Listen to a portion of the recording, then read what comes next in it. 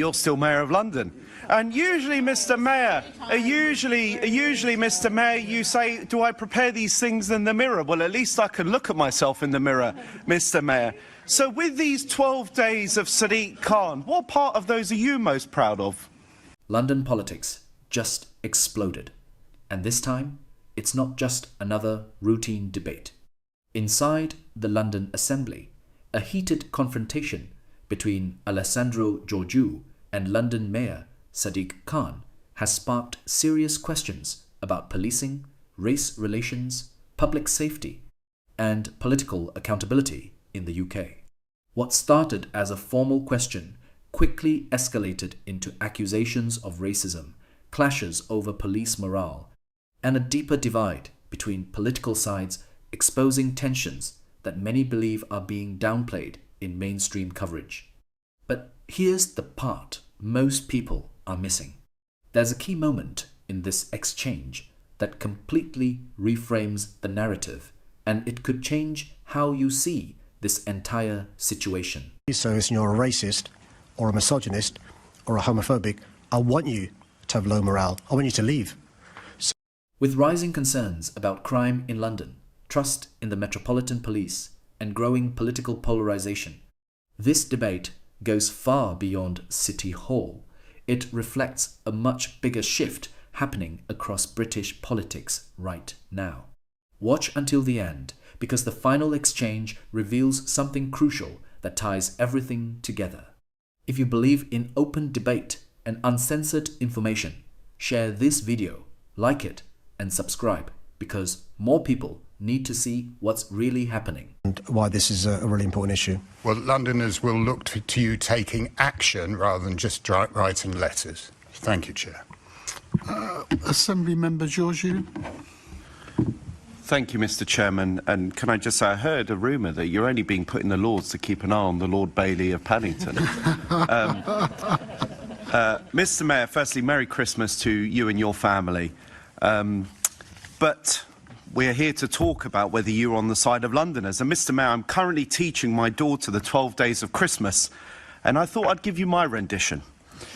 On the 12th day of Christmas, Sadiq Khan gave to me 12,000 air miles, 11 Khan's cronies, 10 years of carnage, 9 soaring precepts, £8 for Blackwall, 7 scandal-hit ministers, 6 Taylor Swift freebies, 5 days of tube strikes, 4 Greenbelt areas destroyed, 3 billion for the Chagos Islands, 2 benefits budgets and a bung for the RMT. With this record, how can you be on the side of Londoners? Well, Chair, can I commend the member's 3-year-old daughter for writing that?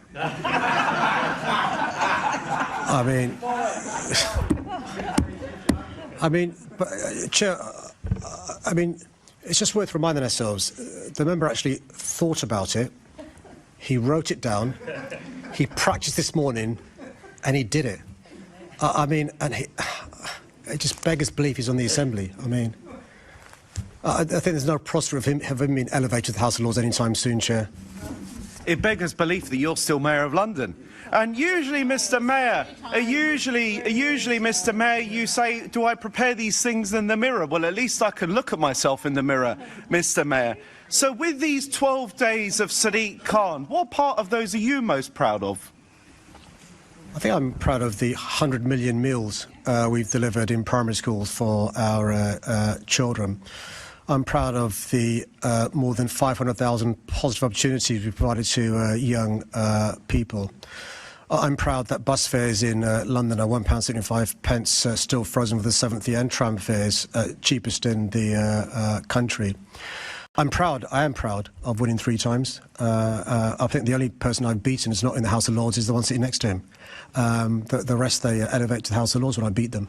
I'm proud of the fact that we delivered on the promise made to the previous government of 116,000 new homes. I'm proud that we broken the record of new council homes. Well, Mr. Mayor, you're not sticking to my question, which are the 12 days of Sadiq Khan. Asked a question. But what I will say, what a great idea, Assembly Member Hall, as the Baroness Hall of Harrow.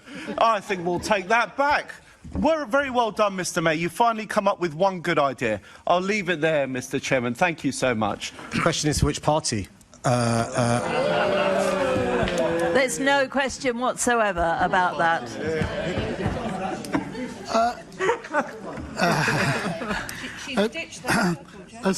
Assembly Member Lord Bailey. Thank you, Chair. Good morning, Mr. Mayor. Happy Christmas to you and yours. There is one group of Londoners in particular who really don't feel like you're on their side, and that is police officers. Police morale is at a rock bottom low. I'll ask you one question to open. Do you know how many Metropolitan Police officers have committed suicide under your tenure as Mayor? Well, Chair, I had the pleasure of spending last night with the Met Police at the Carol service at Westminster Abbey. It was a gorgeous service, and spent time with families as well. The Metropolitan Police Commissioner was asked this question by the member, and I'd refer the member to his answer in terms of the answer he gave. The answer he gave was, his understanding was, because the numbers were so small, he wasn't sure what they were, but he would write to the member. I can follow that up in relation to write to the member. The member previously raised an issue with me that I did follow up in relation to the lack of central database of deaths by suicide across the country, including the Met Police Service.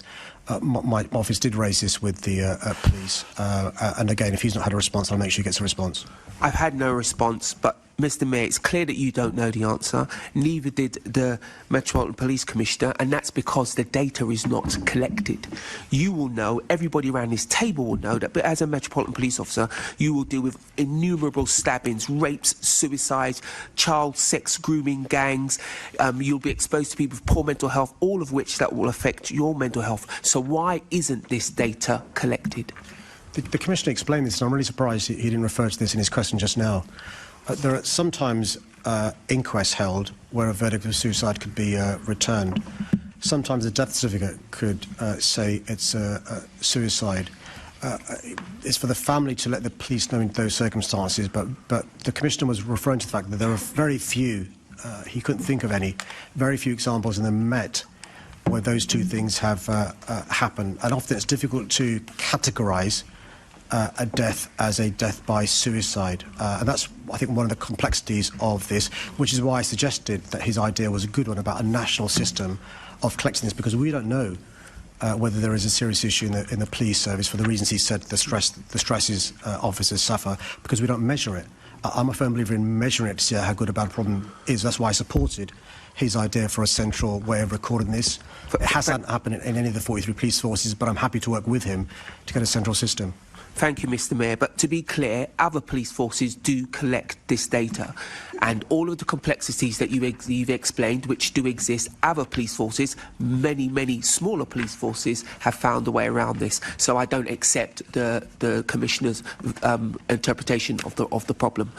Can I work with him on that? Can we just offline, if he could let me know which forces do it well, I'm more than happy to say to the police, look, police force X does this, why can't we? He puts out a good challenge, which I'm ready to take on. I'll make a suggestion and offer. The Police Federation are supporting me on this work. They can provide that link. And I want to ask you a direct question. I currently have an amendment in Parliament that will mandate that police forces collect this data.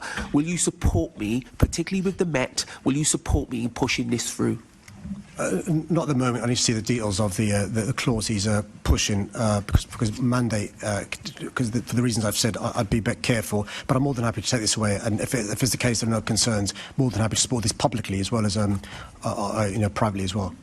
Thank you, Mr. Mayor. So I'm going to go back to your policing minister in the Lords and suggest that you are in favour of having this.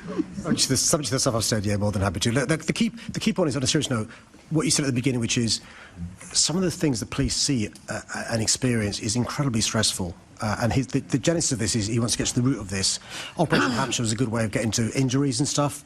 But, because we're not measuring it, we don't know how bad a problem is. And what he's trying to get to is measure it, that we can see it may be no problem at all, which is, we'll both be very happy, but it could be a big problem. So I'm more than happy to agree with the sentiment.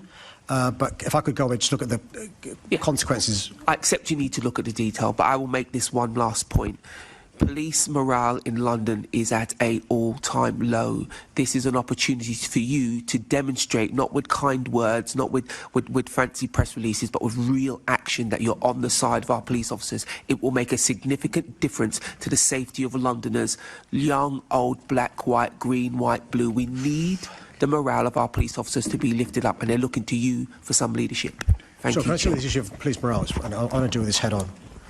Look, the police service is working incredibly hard with my support to invest in the police service. That's one of the reasons why we've been working really hard on a number of issues to do with reform.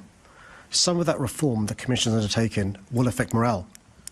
So if you're somebody who joined the police service and you're a racist or a misogynist or a homophobic, I want you to have low morale. I want you to leave. So let's be quite clear in relation to this issue of police morale. This is the biggest organisational change the Met Police has faced since it was founded those hundreds of years ago. In relation to lobbying for better pay for the police, I'm on their side. Better kit for the police, I've invested more than double the previous mayor. So to be quite clear in relation to the issues of police morale, particularly when he's praying in the name of the Police Federation. So can I just say this to you then, Ray? Let's be very, very clear. The vast majority of police officers are nothing but hard-working people who want to serve the people of London. Some of the work you're doing around reforming the police is entirely necessary, but rank-and-file officers would say they are under attack by you and their profession, and they see nobody on their side. I'm offering you an opportunity to do a really important thing, not only for their safety, but also for their morale. We must have police who feel good, because that keeps us all safe.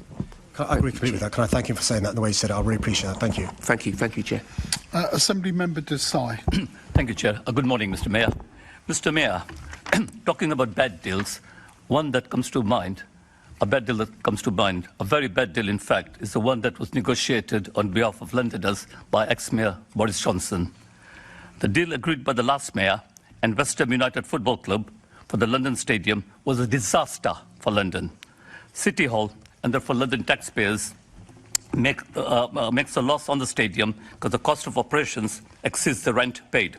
Sadly, we are stuck with this deal for 99 years because there is no break clause. If you had been mayor when this was negotiated, would you have agreed to these terms? So I've got to be careful, Chair, because I know which team you support, and there are other members from other parties who also support support West Ham. I think it was an awful deal for London. It was the deal of the century for West Ham. I bet West Ham could not believe the deal they've got. Now, park for a second how unhappy fans are about the performance of the team and the way the club is being run and challenges with the London Stadium. But as far as the football club is concerned, they must still be laughing because of the deal the previous mayor did with them.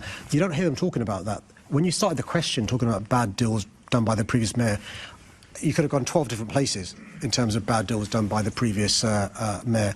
And we're still paying the price in relation to the contract signed by the previous mayor. Some of the terms are incredibly onerous on the GLA and on London. I don't blame West Ham for being given this great deal and biting the previous mayor's hand off. We've got to make it work, though. And what I've tried to do with West Ham is to make it work. It can sometimes get a bit adversarial, but I've tried to be collegiate with them because I don't blame them for signing this great deal. As we've got to make it work. We've got to make it work for West Ham, for the London Stadium, for the Queen Elizabeth Park, and for that whole East Bank development. It's really important. Deal of the century, Mr. Mayor. I couldn't agree more. And can I take this opportunity to extend Christmas greetings to you and your family and best wishes for 2026. Hello, colleagues. Right, we're now moving to our second question on the order paper, which is holding private landlords to account in the name of Assembly Member Garbett. Thank you, Chair. Can I thank the member for her question? There is no doubt in my mind that too many renters in London face high costs, poor conditions and a lack of security. All renters deserve decent and safe homes from fair and decent landlords, and that's why tenants and London's local authorities should be able to properly hold private landlords to account. While I have no formal powers over private renting in London, I am doing everything I can to improve renting for London's 2.7 million private renters. My private renting partnership brings together senior officers from all London boroughs to share intelligence and best practice in private rented sector enforcement. My online private rented tools and checkers also empower renters to make informed decisions about who they rent from and enables the public to report problems or concerns in a quick and easy way and holds landlords to account. These tools support London boroughs in their enforcement work, helping them to drive up standards and conditions in London's private rented sector and act as a deterrent to rogue landlords. However, councils can only hold landlords to account if they have the resources to do so. There's no doubt that years of underfunding by the previous government has left London's boroughs facing a chronic shortage in qualified housing officers. To help address this, I've launched a private rented sector qualification and funded and facilitated upskilling training for existing borough officers. Property licensing is one of the best tools boroughs have to hold private landlords to account, and we're developing a new project to support boroughs to introduce new and expanded schemes. I've also commissioned training for Met Police officers to help prevent illegal evictions, and I'm pleased that more than 11,000 frontline officers have been trained so far. The new Renters' Rights Act is a vital piece of legislation to help hold landlords to account and will deliver much-needed security and stability for renters after years of delay by the previous government. I'm delighted that so many of the recommendations for tenancy reform that I made in my 2019 London Model for Tenancy Reform are included in the Act, including ending Section 21 evictions. I'm also pleased that the government's recognised the need for additional council resource to fulfil the promise of the Act and enable councils to go further in holding landlords to account. Given this is national legislation, it will now need a national awareness campaign to ensure that renters and landlords fully understand their rights and responsibilities. Thank you. And